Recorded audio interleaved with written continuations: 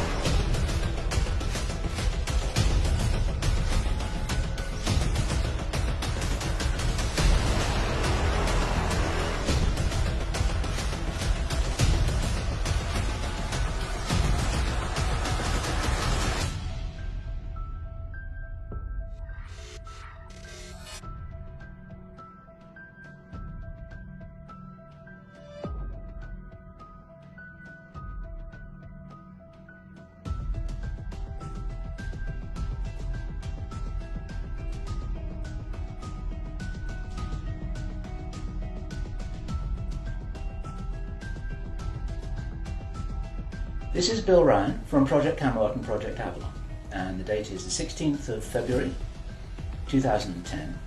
And this is a bit of an unusual video presentation here because I'm taking the step of making a video as an interpretation and as a commentary on an audio interview which we did with an important witness who came and reported his story to Project Camelot a little while ago, about a couple of weeks ago.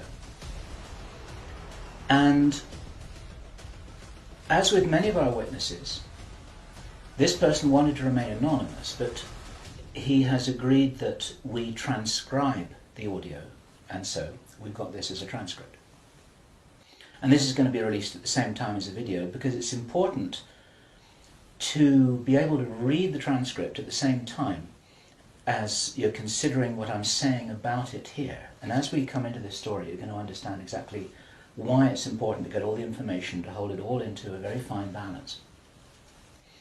Now, this is a British person, and he worked in the British military for a number of years.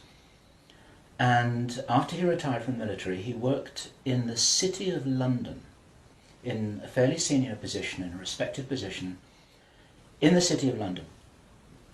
And for those people watching this video who don't know about the City of London, the City of London is it's like an enclave, it's like a financial enclave in the heart of London itself. Some people consider it almost a little bit like the Vatican. It's very old, it's very ancient, it's the heart of the financial system, not only of Britain, but possibly the world. Many researchers consider that it's very likely that the City of London calls the shots on the financial systems in America. They've got control over the Federal Reserve, the Bank for International Settlements, a whole bunch of things that happen. This is like the nerve center of the financial world. And it's very Masonic, it's very ancient, it's very traditional. And our source attended a number of meetings with senior Masons. And while many of these were interesting, they were routine by City of London standards. They were discussing financial affairs and so on and so forth.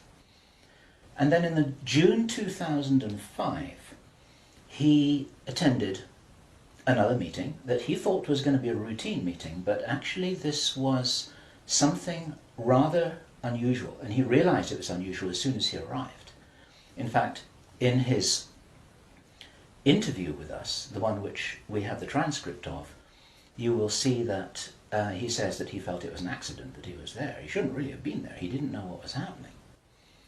And as such, he didn't really participate in the meeting. He was there as a little bit as a fly on the wall. He was just listening to what was happening. And at first he didn't even understand what was being discussed.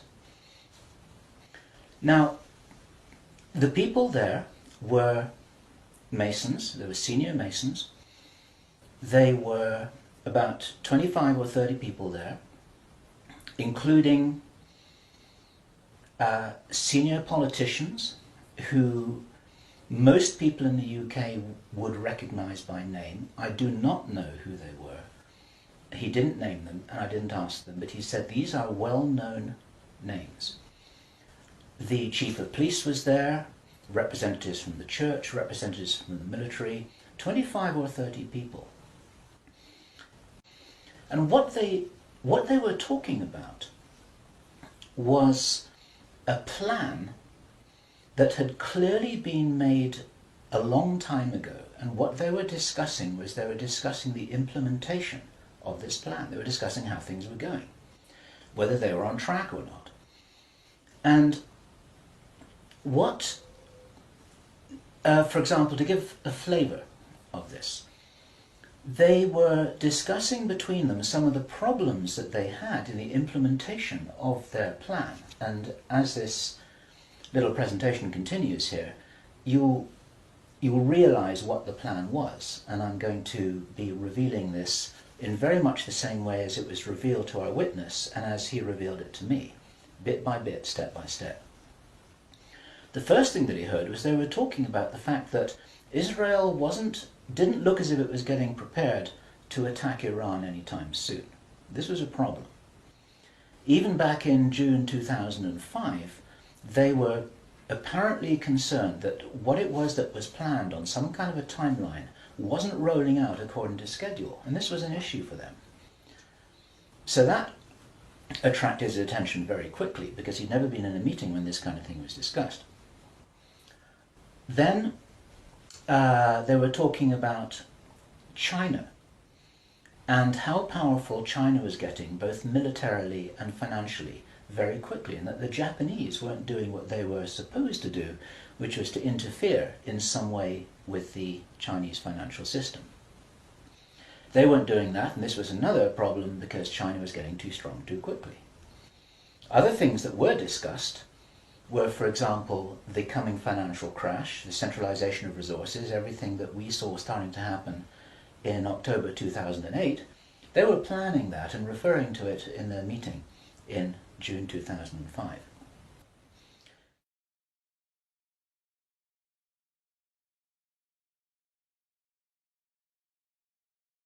So there was clearly a rollout of some plan here, and he was quite shocked the more that he heard, and when he really realized what was happening, he was extremely shocked.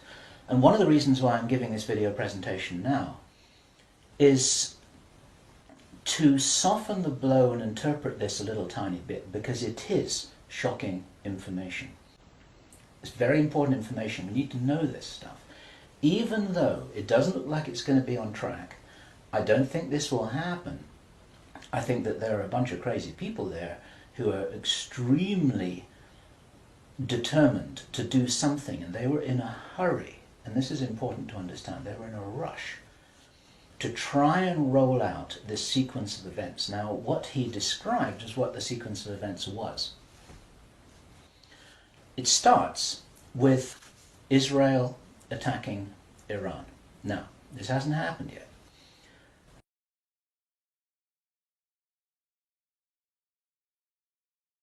There have been a number of indications that there are forces which are trying to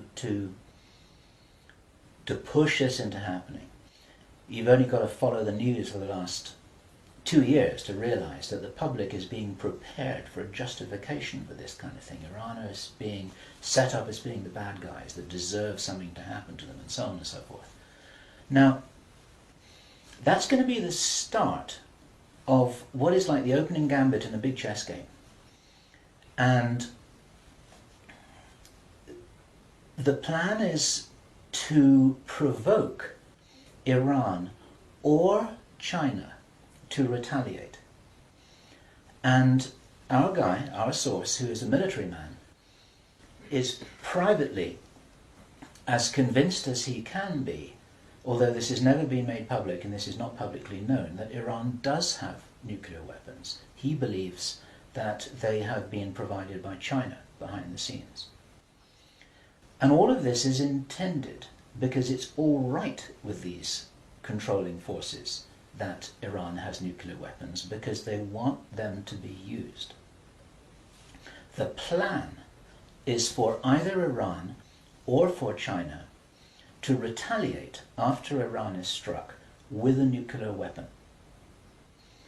At that point, there will be a limited nuclear exchange in the Middle East, followed by a ceasefire.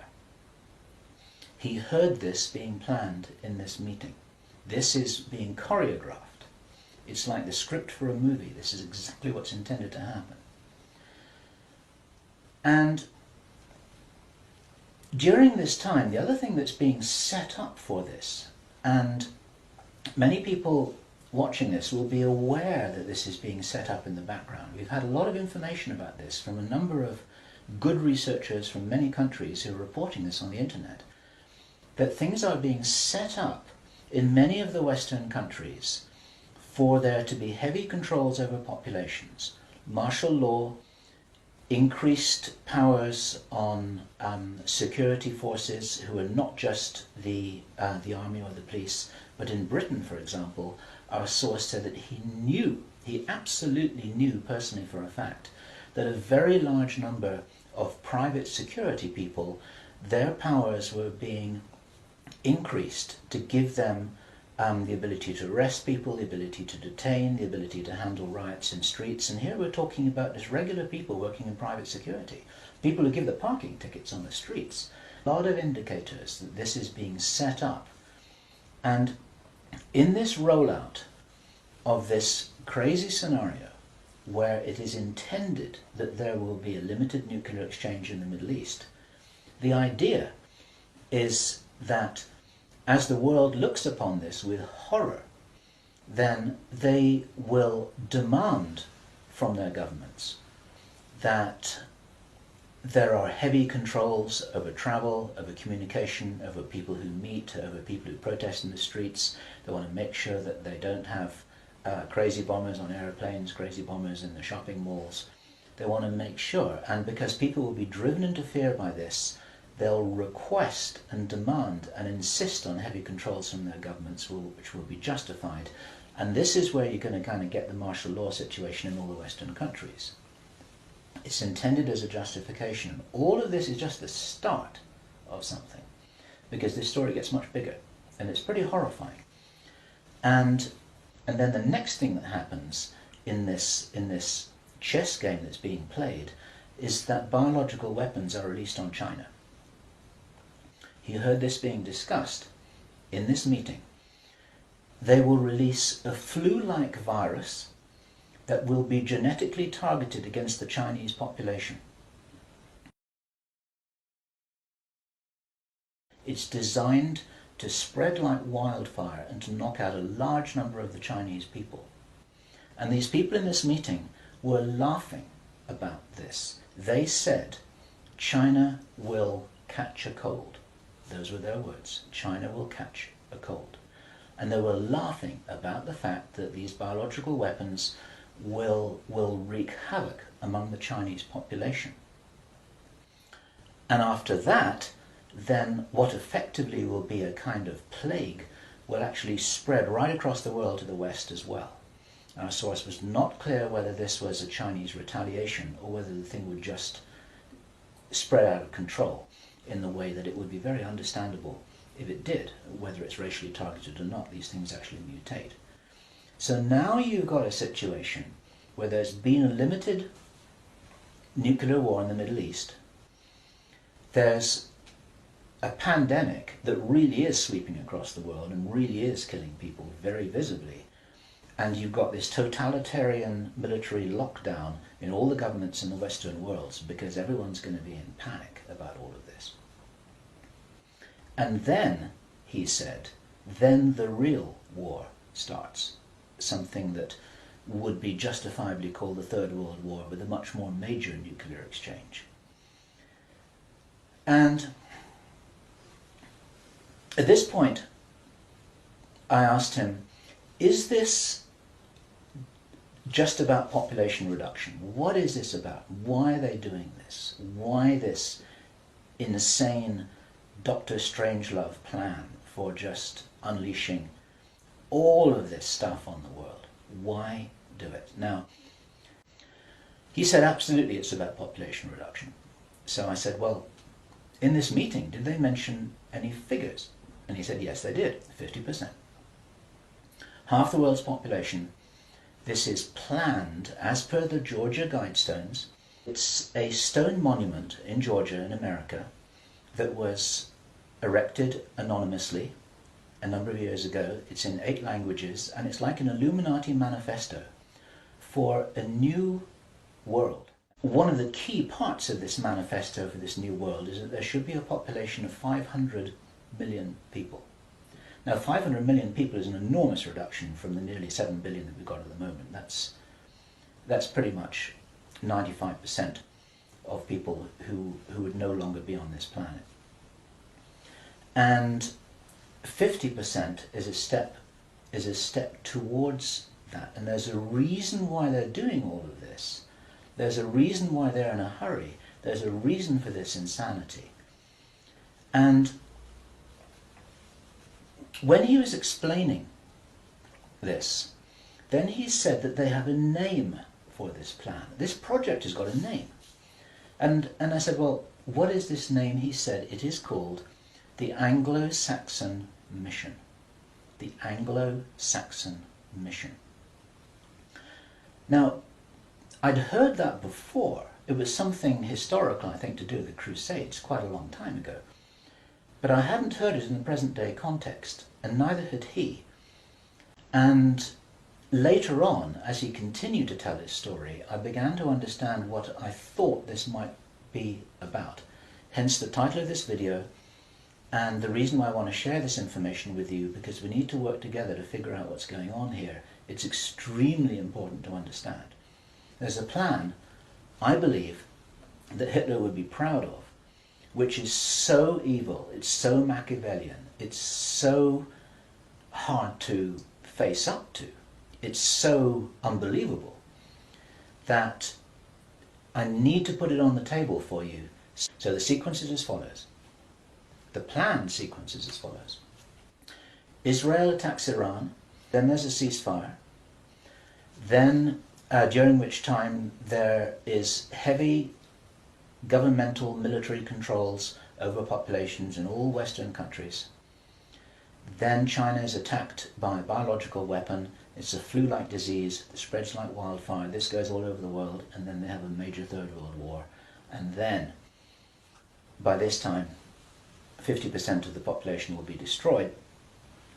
And not only because of the war or the plague, but because, as many of you watching this will understand, the infrastructure goes down in situations like this. There's no food in the supermarkets, there's no gas in the pumps, the telecommunication goes down, there may not even be water coming out of the taps. People are kind of thrown back into a Victorian era without the facilities to handle this, because most people don't have their vegetable gardens, they don't have their horse and cart, they're not able to survive in the way that we used to be able to. We're very, very vulnerable in our technological advancement. We're at this stage, our source was speculating about why are they in a hurry? Why do they want to do this? Aren't calendar driven, they're actually event sequence driven. In other words, this has got to happen before that happens, and then after that the next thing can happen, then after that the next thing can happen. So a whole lot of things have got to be in place before all the dominoes fall over, so to speak. And they seem to be behind schedule in some of this. There are some planned events that definitely haven't happened.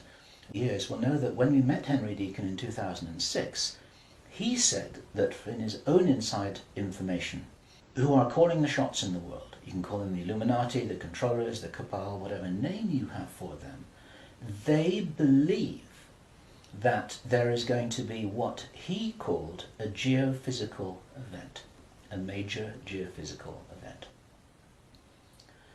He says that the best information that he's got is that the insiders believe that this is going to happen, or they are concerned that this is going to happen. And many of you watching this will know that this isn't a completely crazy idea. There have been trillions of dollars that have been spent on deep underground bases for some reason which we don't know why it is. You'll know about the seed bank in Svalbard. This is in the public domain, where all the seeds of all the plants and all the crops in the world have been buried deep inside a granite vault in northern Norway. There are many precautions being taken as if something might happen that could really threaten some of these valuable resources, including the seed banks of the world. Now, true or not, that there are repeated cyclical geophysical events about every 11,500 years. Information about what really happened to Atlantis was very probably in the Great Library of Alexandria that burnt down a couple of thousand years ago. There are persistent rumours that much of that information has been retrieved and it's in the Vatican Library. This is information which is not in the public domain and which the insiders may have access to. Whether it's accurate or not, the important thing is to realise that they probably believe that this will happen and they're making their precautions. And this might be the justification for this insanity that we've just heard about in this plan. Consider this. He said, if there's going to be a major geophysical event, something like a pole shift, maybe it's Planet X, maybe it's some kind of energetic phenomenon that the solar system is going to be moving into, that's going to somehow destabilize the Earth or the Earth's crust in some way. We don't know. But if there were to be a major emergency like that, something that would actually make a war look very inconsequential, the thing that will help the human race to survive it, or will help parts of the human race to survive it, is if there is already emergency preparedness. Our source suggests that the reason for this whole Third World War scenario is that then the Western governments, with the Chinese out of the way, will be in a state of such totalitarian control of their own population that they will be best equipped to recover and rebuild the new world after a cataclysm. And he thinks that this is what's happening. And I have to tell you that this terrible logic makes sense to me. It's called the Anglo-Saxon mission. What that told me was that the reason for the name is because this is a racist agenda for the inheriting of the new earth.